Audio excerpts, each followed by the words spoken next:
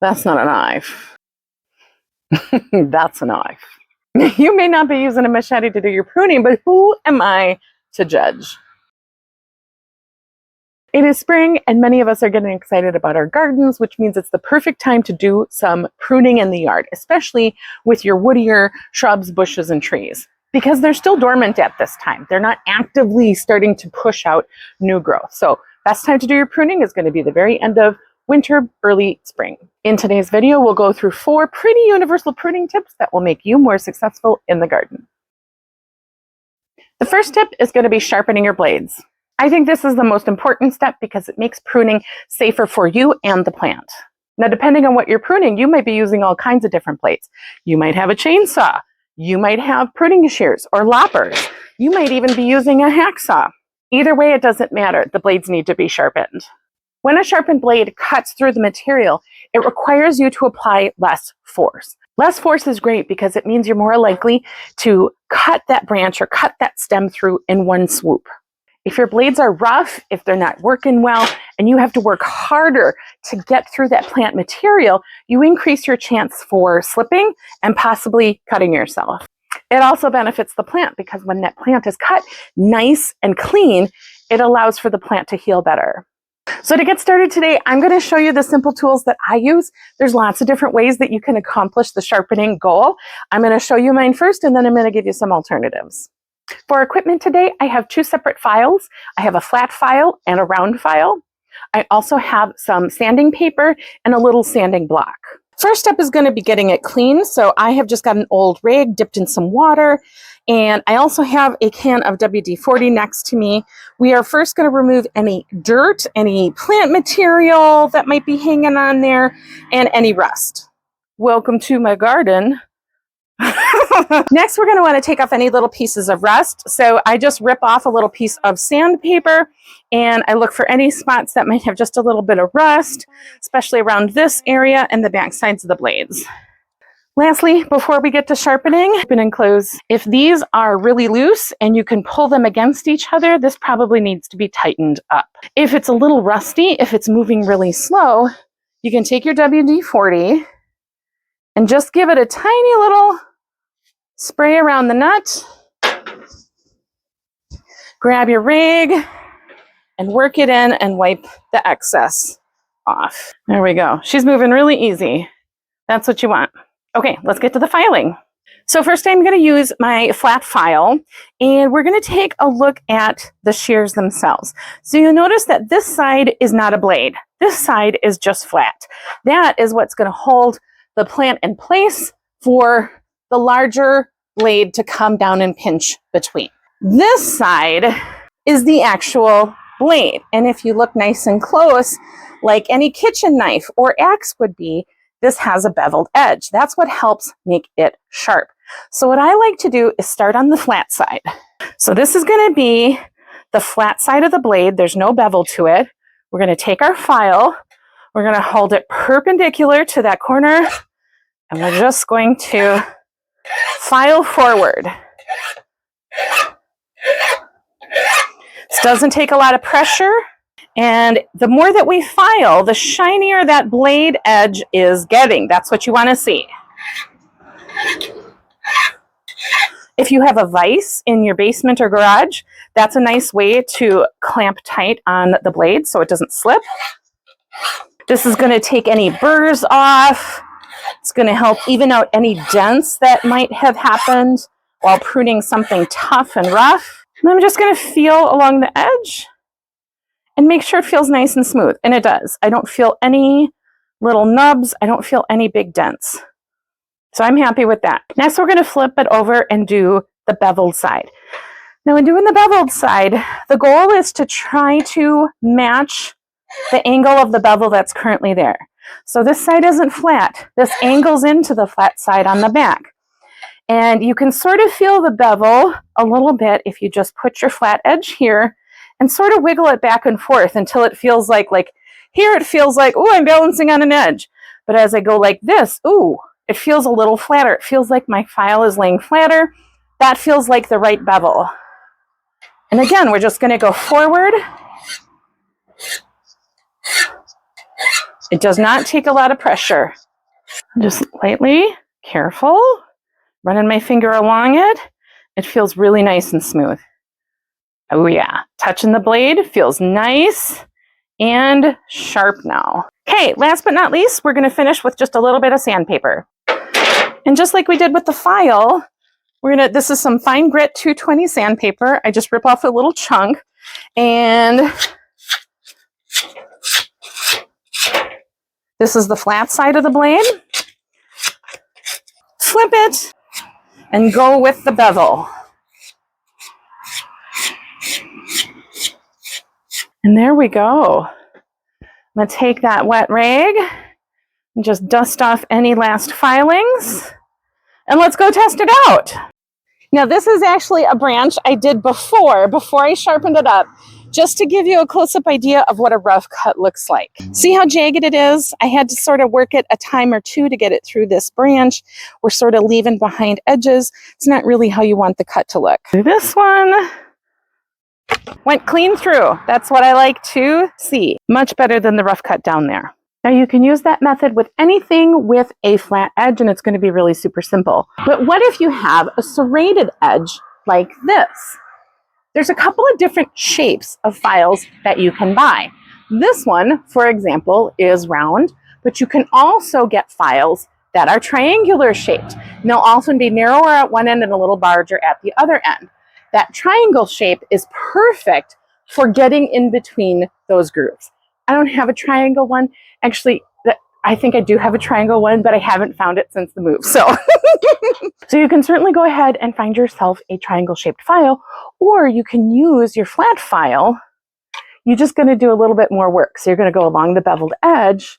You're going to slide it in between, and you're really then only getting one side at a time, which means you got to go back, lean it the other way, and do the other side of the tooth. Okay, takes a little longer, but honestly, you're probably only doing this once a year, so who cares? Now, what if you have a chainsaw blade? Look at that, baby, right? You can totally sharpen this at home. I'm going to demonstrate, but I got to be honest, my size round file is a hair too big for my chainsaw blade. That is okay. My blade here is honestly still really pretty sharp. If you look closely at the blades, each one kind of has this rounded part in the middle, right?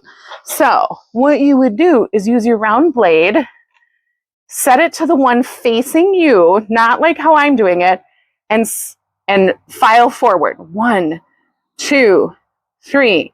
And you're going to do that to each one facing you on this side. Then you're going to flip your chainsaw and you're going to do everything now facing you on this side. Every other one, every other one. And that can keep your chainsaw blade real sharp. This is also a time where you can use a sanding block. That kind of helps get in between those layers, but it's going to tear your sanding block up. Now, if you don't want to do any of this work yourself, that is 100% okay. There's plenty of people that'll help you get the job done. First place I would suggest is going to your local hardware store. They will almost always have somebody who is willing to sharpen blades for you. Bring in what you got, say, hey, this is what I'm looking for, and they can either show you the products that you'll need to do it at home yourself, or for a fee, you can drop off your supplies, leave them, and they'll call you when they're ready to be picked up. Big box hardware stores will do the same thing, but quite frankly, we are boycotting them because they align themselves with some pretty shitty values. So go local. Local hardware stores are the best. Next place you can go is to your Facebook Marketplace. There's always a whole bunch of dudes that are willing to sharpen blades for a small fee. In my area, I have retired Lyle, and he just, every spring, people show up with their chainsaws and their hacksaws and all their blades, and they drop them off and say, hey, sharpen them up for you. And he certainly will do it for a really nominal rate. So don't be afraid to ask a neighbor, go on Facebook Marketplace, find out who might be able to do that for you in your area. Once you've got all your blades sharpened, it's time to go to step 2, which is sanitizing your blades. Sanitizing your blades while you're pruning is really important because you don't want to spread diseases from one plant to the next plant. Some purists would say you're going to want to sanitize and re-sanitize your blade after each individual cut. And that might be more important for some plants than others. Personally, I'm not that organized, and I'm often pruning a whole bunch of the same type of thing at one time that all sort of has the same disease. So I have to admit, I am the person who prunes before I move on to the next plant, not between each cut of the plant, shrub, tree, bush, whatever I'm working on. First things first, you're going to want to make sure that whatever you're sanitizing is dirt-free. So if you're out in the yard working, give it a good spray off with the hose, let it air dry, and then you're ready to sanitize. Since we just cleaned this baby up, this one is good to go. There's a couple of different products that you can use to sanitize your tools. I'm going to use rubbing alcohol. I personally think this is just the easiest and the most straightforward. Some people like to use a diluted bleach solution, and some people like to use purchased products, like I think they're called TSP. That also is something that has to be diluted. What I don't love about bleach and the TSP is once you dilute your solution and you put your blade in it, it has to soak for a certain amount of time for it to really have its disinfecting qualities.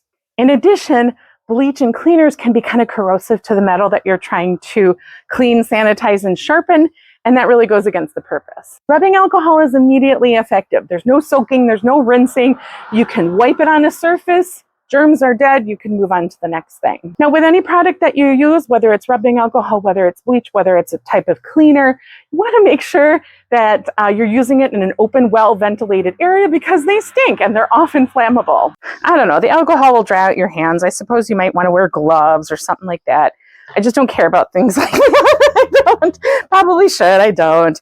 And you're just going to rub the dampened cloth over the surfaces of your blades. Get in all those nooks and crannies. And if you just keep the rag and the rubbing alcohol in your gardening bucket and you carry it with you around the yard, well, then it's just kind of convenient to kind of keep cleaning your blades often, right? There we go. Done, dry, sanitized. But now what if you have your chainsaw blade, right? I use this baby all the time. I am sanitizing it all the time. Because it's got so many more nooks and crannies, there's two things that I might recommend. One is a little spray bottle. Put a little of your rubbing alcohol in a spray bottle and spray it right into the chain. You can also just grab a little tray. This is like an old meat tray that I save and wash. I save this kind of stuff for gardening all the time. Remove the blade and pour the rubbing alcohol over the top and just kind of swoosh the blade around in there a little bit.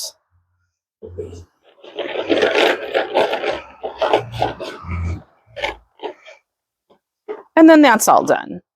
Pull it out, let it dry, goes back on the chainsaw. Now that we have got our tools sharpened and disinfected, let's get to the plants. Step 3 is all about making an angled cut just above a leaf node. Plants, shrub, trees really have a lot of very common growing characteristics. There's always a place on the stem or on the trunk where a bud is, where a new growth is set to come out. So this is what it might look like when it's right up against the trunk like that. If you look small scale and we look at that branch itself, here is a bud where a twig and leaves are going to bloom out from. Once you've decided what it is that needs to be cut off the tree, you want to cut it at the place where the new growth is going to happen. So you want to do it at the crotch of the tree, is where some people might call it. I think I've heard it called a leaf collar, or just above a bud. Because what that's going to tell the plant is, oops, there's no more growth, I'm going to go up, but I'm going to put a whole lot of energy right into that bud and force growth out that way. When you cut underneath the bud, you have this couple-inch section that's going to really just dry up and almost die back. And that can introduce disease into the tree as a whole, which we don't want. Now, the benefit of making that cut at an angle is twofold. Number one, it's going to allow for rainwater to drip down off the side. If you have a flat surface, the rain is going to sit on top of that flat surface. Angled surface, gravity is going to take effect and it's going to pull that rainwater down. The second reason is a clean angled cut is healthier for the plant itself. It allows for quicker healing of that wound, which it is. We are wounding our plants when we prune them. I know it sounds mean, but it's really not. It's like getting a haircut. It's good for all of us. So the angled cut is not only going to allow water to run off, it is going to allow for quicker healing of that wound. So this is a branch here that I want to prune back. This is growing straight up and into the tree, so it's not a branch that I want in this location. Because it's not a branch I want at all, I'm going to cut it right here above that node where it comes off the main trunk. And I'm going to cut it at about a 45-degree angle as best I can. Now listen, Plants and trees are complicated. They grow all willy-nilly, depending on the tools, the time, what you have going on. You might not be able to make a perfect 45-degree cut. Don't worry. You're not killing anything if it's not perfectly 45 degrees. Do the best that you can. If it's sloping downward, it's going to be okay. There we go. Nice, clean, sharp cut. That, of course, brings us to tip number 4. Don't prune more than 30% of the plant. I'm standing here in front of my lilac bush, and that's going to make a great example for us. The prime reason why you don't want to take more than 30% of your plant at any given time is photosynthesis. Your plants need those green, bright leaves in order to photosynthesize the energy from the sun. If you cut off everything that's going to produce leaves, you're going to decrease the plant's ability to suck in that energy, and it's going to weaken the plant's growth. Now, when I first moved to the property, like everything else, the lilacs were severely overgrown. So last year, they got a really heavy prune. And now you see all of these new shoots bursting out of the center. Now, unfortunately, a lot of those brand new shoots are going to come down because we don't want that much congestion. But it's a good sign that the bush itself really took well to the pruning and is coming back in full force. The shape that the bush was in last year was not great. It wasn't really producing a whole lot of foliage at all. In fact, I left this specific branch, even though it's kind of a little rough and craggly, because this branch was really the healthiest of the entire bush. So I wanted to leave the part of the plant that I knew was healthy and I knew was going to keep producing foliage to make sure that photosynthesis kept happening. And now that we have so much new growth over the rest of the bush, I'm going to be able to trim back that tall one, because I know with all of these bright, fresh buds that have grown up, I know that a lot of the other branches are going to be able to take up the load. In addition to reducing your plant's ability to photosynthesize, pruning back too much has a couple other dangers as well. Number 1 is sun scald. If you've ever grown basil and kept basil out in the sun too long, you'll know exactly what sun scald is. Not all plants like to be in full high sun all the time. And a plant's canopy helps keep the lower stems and branches of that plant cool and shaded. So when you reduce a whole bunch of the plant's ability to provide shade to the rest of the plant, the more vulnerable branches and stems that are left can be subjected to sun scald. And then last but not least, this might apply more to like a fruit or a nut bush or tree, but if you reduce the plant too much at one time, the plant is going to focus all of its production on the branches that are left, and those branches just may not be strong enough to be able to support the weight of all the growth that the plant is trying to push into that one section. Now, as always, I definitely recommend that you look up the type of plant that you are pruning before you prune it, just to see if there's any other special nuances that that plant is going to like or really hate. But these 4 starter suggestions are going to give you a big head start. And don't forget, we're going to sharpen our blades regularly. We're going to sanitize them regularly. We're going to make angled cuts just above a leaf node, and we're not going to reduce the plant by more than 30%. You got it. You can do this. You can do the hard things. That is going to be it for this video. If you haven't already, please think about hitting that subscribe button. I would really appreciate it. I love hanging out with you. I hope your seedlings are going well. I hope you're treating yourself very kindly, and I'm going to see you on the next one. Love you. Bye.